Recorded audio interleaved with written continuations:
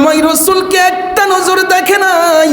ওগো আল্লাহর নবী, দরজার মধ্যে এত বড় একটা মানুষ আমি দেখতে পেয়েছি। আমার জীবন থাকতে আমি ফাতেমা এই মানুষটারে ঘরের মধ্যে ঢুকতে দিব না। দানবের মতো একটা মানুষ দেখেছি।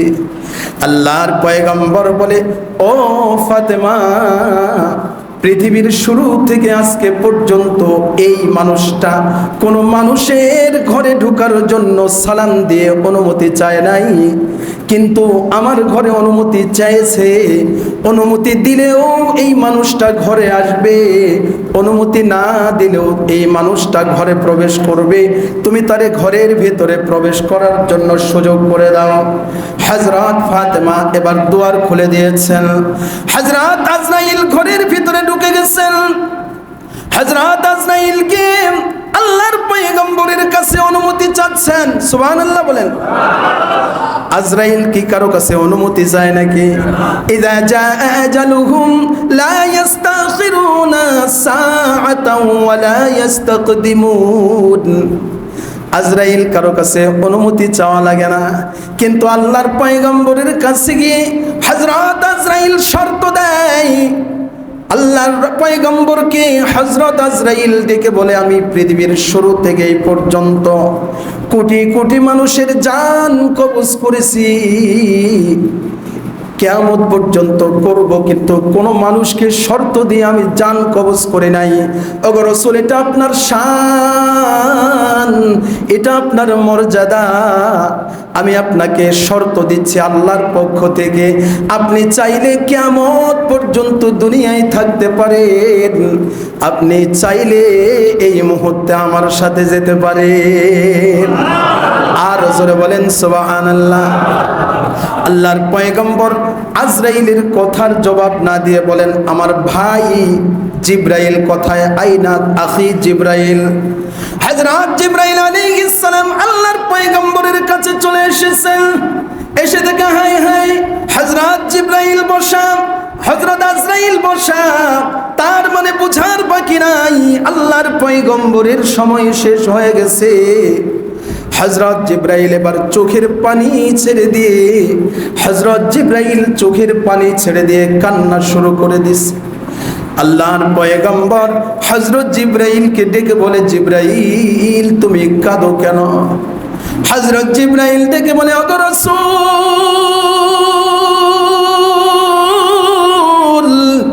এই পৃথিবীর শুরু থেকে এই পর্যন্ত যত নবী এসেছে, সকল নবীর কাছে আমি ওহী নিয়ে গেছি গো রাসূল।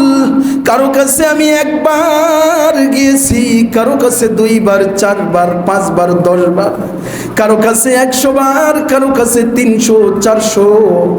ওগো রাসূল, কিন্তু আপনার কাছে আমি 400 নয়, 1 বার 2 বার নয়, 24,000 বার আমি জিবরাইল আপনার কাছে ওহী নিয়ে এসেছি। বলেন সুবহানাল্লাহ। ওগো রাসূল, আপনি যখন মক্কায়, আমি জিবরাইল মক্কায়, আপনি যখন মদিনায়, আমি জিবরাইল মদিনায়, আপনি যখন তায়েফের ময়দানে, আমিও তায়েফের ময়দানে, আপনি যখন উহুদের ময়দানে, আমিও উহুদের ময়দানে।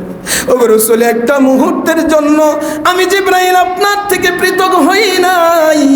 আজকে কাঁদি, আজকে যদি আপনার ইন্তেকাল হয়ে যায় গো রাসূল, আপনার ওই নুরানি চেহারাটা তো আমি আর দেখতে পারবো না। সুবহানাল্লাহ বলেন। ওগো রাসূল, আজকে যদি আপনার ইন্তেকাল হয়ে যায় গো রাসূল, কিয়ামত পর্যন্ত আর আমার কোনো ডিউটি নাই, আর কোনোদিন ওহী নিয়ে আপনার কাছে আসতে পারবো না, এই জন্য কাঁদি।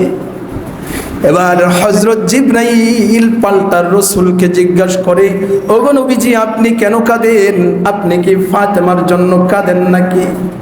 ফাতেমার জন্য কাঁদার দরকার নাই, কারণ সুসংবাদ গ্রহণ করেন সাইয়্যিদাতুন নিসাই আহলিল জান্নাহ। আল্লাহ রাব্বুল আলামিন জান্নাতের সমস্ত রমণীদের সরদার আপনার মেয়েকে বানাবেন। সুবহানাল্লাহ। রাসূল বলে, না রে, আমি ফাতেমার জন্য কাঁদি না। তাহলে কি আপনি হাসান হুসাইনের জন্য কাঁদেন? তাহলে শুনেন, সাইয়্যিদা শাবাবি আহলিল জান্নাহ, আপনার হাসাইন হুসাইনকে আল্লাহ তাআলা জান্নাতের সমস্ত যুবকদের সর্দার বানায় দিবেন। সুবহানাল্লাহ। ওগো নবীজি, নবী বলেন না আমি এই জন্য কাঁদি না। হযরত জিবরাইল বলে, ওগো আল্লাহর পয়গম্বর, তাহলে আপনি কেন কাঁদেন আমার একটু বলেন। আল্লাহর পয়গম্বর চোখের পানিগুলো ছেড়ে দিয়ে বলে, এই জিবরাইল, এতদিন পর্যন্ত আমি আমার উম্মতরে মুরগির বাচ্চার মতো আগলায় রেখেছি, আজকে যদি আমার ইন্তেকাল হয়ে যায়, কিয়ামত পর্যন্ত আমার কত উম্মত আসবে রে জিবরাইল, যারা আমার রাসূলকে একটা নজর দেখে নাই, আমার কথা শুনে তারা টুপি মাথায় দিবে, আমার কথা শুনে যারা দাড়ি রাখবে রে জিবরাইল। ও জিবরাইল, আমি রাসূলকে এত বেশি মহব্বত করবে, আমি রাসূলরে যদি কেউ গালি দেয় নিজের জীবনটা পর্যন্ত দেয়া দেবে, এরকম উম্মত কিয়ামত পর্যন্ত আসবে। ও জিবরাইল, তুমি আল্লাহকে গিয়ে বলো আমি রাসূল মরতে চাই, কিন্তু ততক্ষণ পর্যন্ত মরব না যতক্ষণ পর্যন্ত আল্লাহ আমার এই উম্মতের দায়িত্ব না নেবে। আরো জোরে বলেন সুবহানাল্লাহ, আরো জোরে বলেন সুবহানাল্লাহ। হযরত জিবরাইল আলাইহিস সালাম দ্রুত গতিতে চলে গেলেন, আল্লাহকে গিয়ে বলে, আল্লাহ, ওগো আল্লাহ, আপনার পয়গম্বর আমাকে পাঠিয়েছেন। আল্লাহ রব্বুল আলামিন ডেকে বলে, এই জিবরাইল, জানি তুমি কি জন্য এসেছো, যাও আমার পয়গম্বরের সর্বশেষ যেই দরখাস্ত আমি এটা কবুল করে নিলাম, যাও তার উম্মতের আনেওয়ালা কিয়ামত পর্যন্ত যত উম্মত আসবে, ওই উম্মতকে একটা উম্মতকেও আমি রাসূলরে না দেখায়া তারে জাহান্নামে দেব না। বলেন সুবহানাল্লাহ।